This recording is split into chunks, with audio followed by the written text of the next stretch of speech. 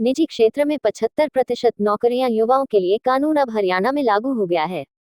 इसको लेकर सिरसा के युवाओं और शिक्षाविदों का कहना है कि आने वाले समय में युवाओं को काफी इसका लाभ मिलेगा। वहीं युवाओं का यह भी कहना है कि सरकार को चाहिए कि इस नीति पर कोई भेदभाव न करते हुए सभी वर्ग के युवाओं को इसका लाभ मिलना चाहिए, ताकि बढ़ रही बेरोजगारी पर लगाम लगे। आपको बता दें कि प्राइवेट नौकरी में हरियाणा के युवाओं के लिए 75% आरक्षण का बिल पास हो गया है, जिसके बाद अब प्रदेश के सभी प्राइवेट फैक्ट्रियों, कंपनियों, सोसाइटियों व ट्रस्टों आदि में 75% नौकरियों प्रदेश के युवाओं के लिए आरक्षित हो जाएंगी।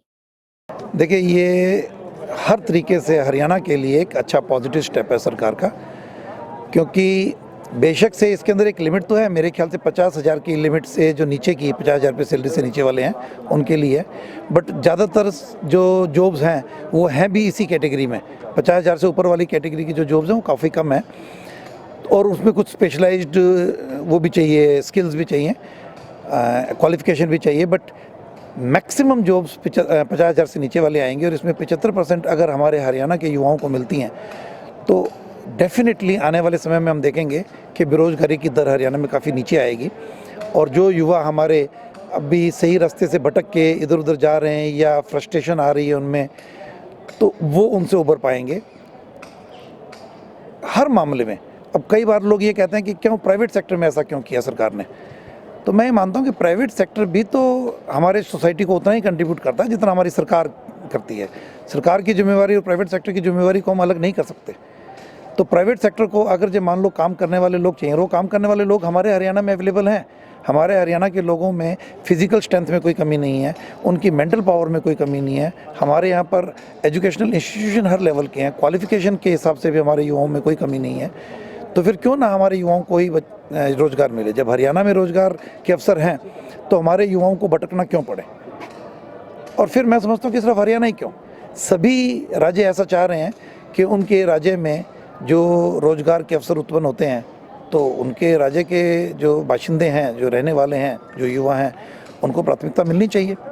तो हरियाणा सरकार ने किया तो एक बहुत अच्छा कदम है और बहुत ही पॉजिटिव स्टेप है। इसके सकारात्मक रिजल्ट हमारे को बहुत जल्दी देखने को मिला। ये सरकार ने जो फैसला लिया है कि जितना भी बाहर से इन्वेस्टमेंट होगा हरियाणा में प्राइवेट सेक्टर का, और उसमें जितनी मैन पावर यानी नौकरियां जो होंगी उसमें 75% नौकरियों का रिजर्वेशन हरियाणा के युवाओं के लिए रखा गया है। तो निश्चित तौर पे इसमें तो ये पूछना कि ये क्या है, ठीक है, कैसा है, तो निश्चित तौर पे ये तो बहुत ही अच्छा कदम है सरकार का। और मैं तो ये भी कहूँगा कि बाकी प्रदेश की सरकारों को भी इसका अनुसरण करना चाहिए। और क्योंकि बेरोज़गारी बहुत ज़्यादा बढ़ रही है, तो उसके लिए जो लोकल युवा हैं राज्य के, उनके लिए ये बहुत अच्छा अवसर है। और इसमें जैसे ये है कि 50,000 से कम सैलरी वालों को रिजर्वेशन दिया जाएगा, तो मेरे को लगता है कि इसमें जो टेक्निकल पोस्ट हैं वो ज़्यादा आएंगी। और इसमें बच्चों को मैं जो है हरियाणा के ये एक संदेश देना चाहता हूँ कि वो अब जो है जिस तरह की आने वाले टाइम में शिक्षा की ज़रूरत है उस तरह की वो एजुकेशन प्राप्त करें, ताकि जितनी भी इंडस्ट्रीज़ आ रही हैं उनमें वो योग्यता के आधार पर कहीं उनमें कमी ना रह जाए और ये अवसर से चूक जाएं।